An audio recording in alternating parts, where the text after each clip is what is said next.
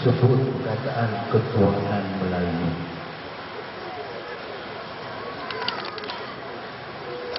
Pada saya ada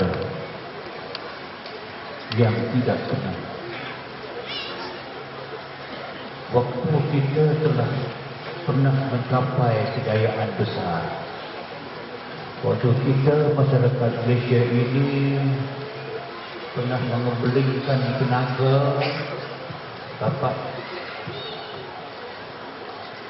waktu kita telah dapat mengembeling tenaga dan dapat majoriti besar, tak pernah timbul ketuhanan Melayu. Masing-masing berabit dada, seolahnya mereka sahaja yang boleh menjadi tuan, orang lain tak boleh. Mereka tu pakat-pakat faham lah. Mengapa bila sampai kita di bawah, atau yang berkuasa atau tak berkuasa, baru nak dicanangkan semula ketuhanan Melayu? Maknanya skop pemikiran masyarakat kita, khasnya yang memimpin kita ini, memikirkan masalah ini dalam skop yang begitu sempit. Skop asabiyah, skop bangsa. Apalah ada pada bangsa? Bangsa akhir akan tinggal nama. Yang sepatutnya dibincangkan sangat bukan soal itu pada pandangan saya itu masjid. Dipikirkan sangat bagaimana hendak kita satukan umat Islam dalam suatu kelompok perjuangan yang berteraskan dengan teras yang lebih kukuh dari yang ada. Kalau skopnya, kalau pandangan kita sekadar bangsa sahaja, bangsa Melayu, ketuhanan Melayu lah katakan begitu, apa kekuatan yang ada pada ketuhanan Melayu ini?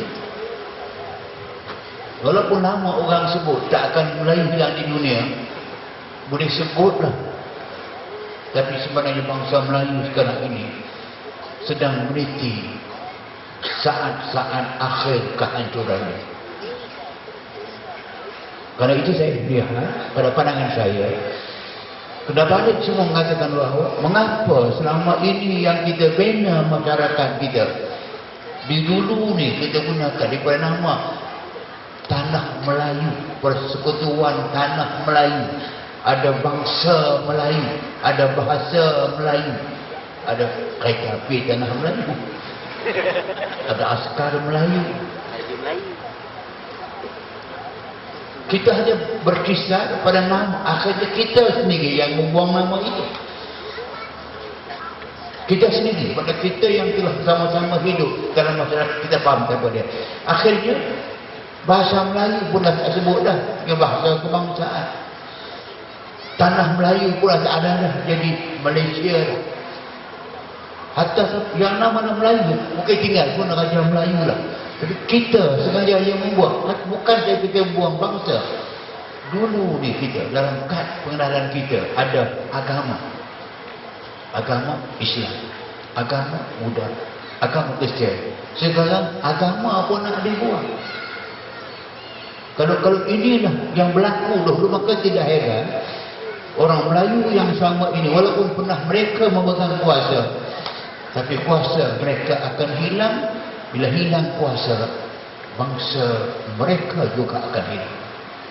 Kalau itulah dia masalah yang dibincangkan sekarang, maka saya nak tambah mengatakan bahawa tidak boleh kita berfikir atas acuan itu.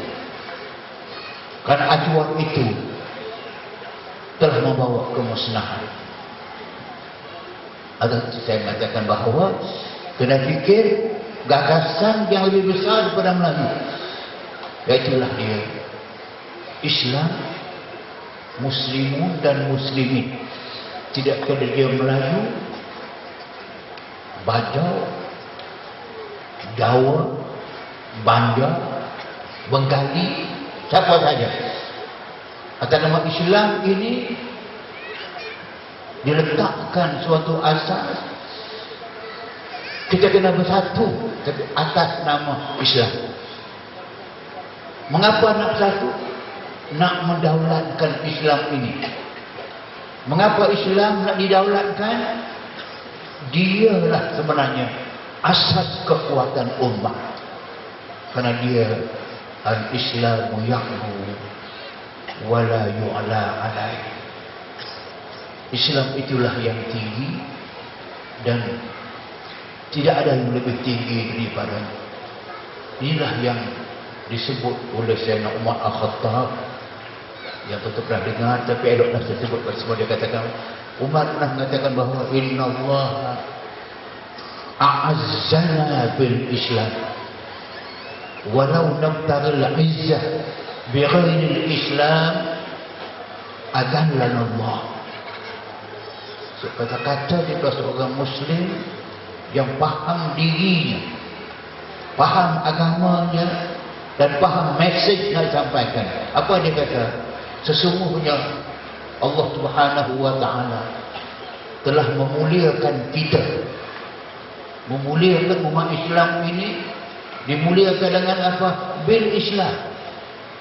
Kalau kita berpegang kepada Islam, kita mengamalkan Islam tadi yang diulaskan oleh sahabat saya Datuk Hashim, diulaskan oleh Saidan Islam tadi ini, ditambah oleh Wasi dan sebagainya, dan mengatakan bahawa bila ini diamalkan ke semua sekali, a'azzanallahu bil Islam.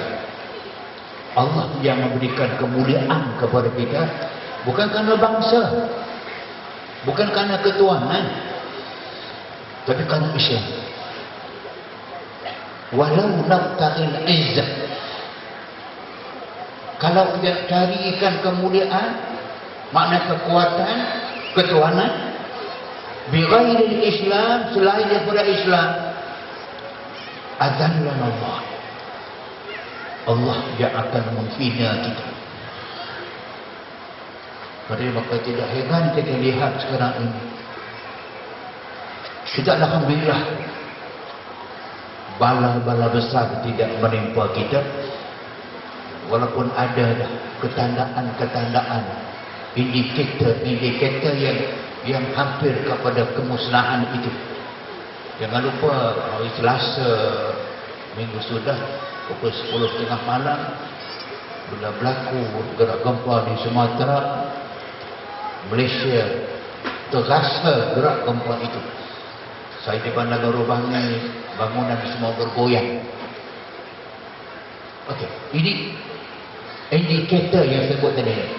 Sedangkan kali tadi sebutkan kalau umat Arab, khasnya umat Islam di Palestin, sedang berada dalam suatu kencang pertarungan yang menyebabkan mereka hilang rasa izzah, hilang rasa kemuliaan. Kerana cuba lihatlah satu fakta, Masjid Aqsa, kiblat pertama umat Islam, telah jatuh ke tangan Yahudi 15 Mei yang baru lalu. Orang-orang Yahudi merayakan tahun yang ke-60 mereka dapat menguasai sepenuhnya Baitul Maqdis, termasuk yang namanya Masjid Al-Aqsa. Dan kita pula merayakan hari yang sama juga dengan nama Nakbah, bencana besar yang menimpa kita. Kenapa berlaku demikian? Dan saya kaitkan dengan soalan tadi, mengatakan bahawa mereka telah meninggalkan Islam. Umat Islam Palestin, umat Islam di negara-negara Arab, suatu fakta yang pahit kita sebut, kerana mereka telah meninggalkan Islam sebagai suatu cara hidup. Bila hilang saja pegangan itu, nak harapkan kepada yang model bangsa Arab bukan menjadi kekuatan. Akhirnya mereka kecundang yang sama dengan kita. Sampai dekat saya sebut tadi, dalam keadaan kita, dalam keadaan begini gawat, dalam menghadapi politiknya, ekonominya, pendidikannya, sosial dan sebagainya, gawat. Tidak banyak yang nak bercakap, nak balik kepada Islam, ataupun nak jadikan Islam itu sebagai suatu wadah baru dalam perjuangan umat. dalam penyatuan ummah dan ketuhanan ummah.